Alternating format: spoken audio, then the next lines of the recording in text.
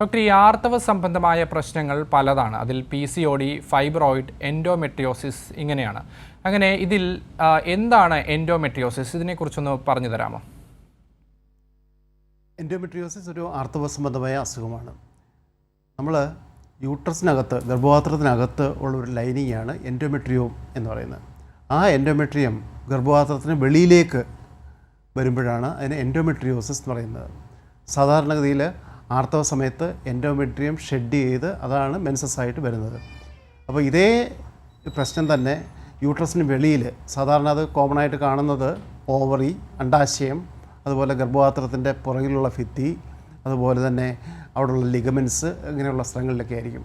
അപ്പോൾ ഇതേ ഹോർമോണൽ ചേഞ്ചസൊക്കെ, അതായത് മെൻസസ് സമയത്ത് ഉണ്ടാകുന്ന ഹോർമോണൽ ചേഞ്ചസൊക്കെ ഈ വെളിയിലുള്ള എൻഡോമെട്രിയത്തിൽ സംഭവിക്കുകയും അവിടെയും ബ്ലീഡിങ് ഉണ്ടാകുകയും അവിടെ സിസ്റ്റ് ഉണ്ടാകുക, അവിടെ പശ പോലെ ഒട്ടിപ്പിടിച്ചിലൊക്കെ ഉണ്ടാകുക, അതാണ് എൻഡോമെട്രിയോസിസ് എന്ന അസുഖം. ശരി ഡോക്ടർ, ഈ രോഗം ഇത് എത്രത്തോളം സാധാരണമാണ്? അതുപോലെ തന്നെ ഇത് ഏത് പ്രായത്തിലുള്ള സ്ത്രീകളിലാണ് കൂടുതലായി കണ്ടുവരുന്നത്?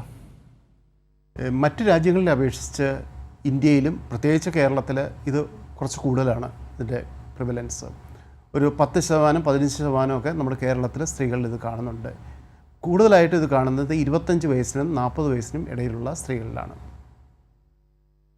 ശരി ഡോക്ടർ, ഇതിനെ ഈ ആർത്തവ സംബന്ധമായ മറ്റു പ്രശ്നങ്ങളിൽ നിന്നും എങ്ങനെയാണ് തിരിച്ചറിയാനാവുക? പ്രധാനമായിട്ടും ഈ രോഗലക്ഷണങ്ങൾ അതെന്തൊക്കെയായിരിക്കും?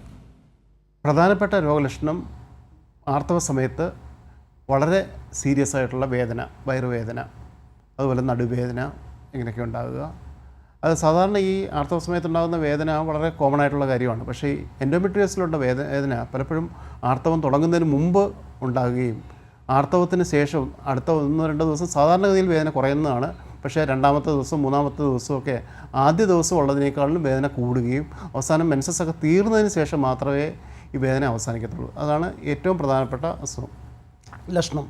പിന്നെ വന്ധ്യത, അതുപോലെ തന്നെ ആർത്തവ സമയത്തല്ലാത്ത സമയത്തും അടിവയറ്റിലുണ്ടാകുന്ന വേദന, പിന്നെ ലൈംഗിക ബന്ധത്തിൽ ഏർപ്പെടുമ്പോൾ ഉണ്ടാകുന്ന വേദന, ഇതൊക്കെയാണ് സാധാരണഗതിയിൽ എൻഡോമെട്രിയോസിൻ്റെ ലക്ഷണം. ഡോക്ടർ, ഈ രോഗം വന്നാലുള്ള ഏറ്റവും വലിയ കോംപ്ലിക്കേഷൻസ് അതെന്തൊക്കെയാണ്? പ്രധാനമായിട്ടും ഈ വന്ധ്യതയ്ക്കൊക്കെ എത്രത്തോളം സാധ്യതയുണ്ട്?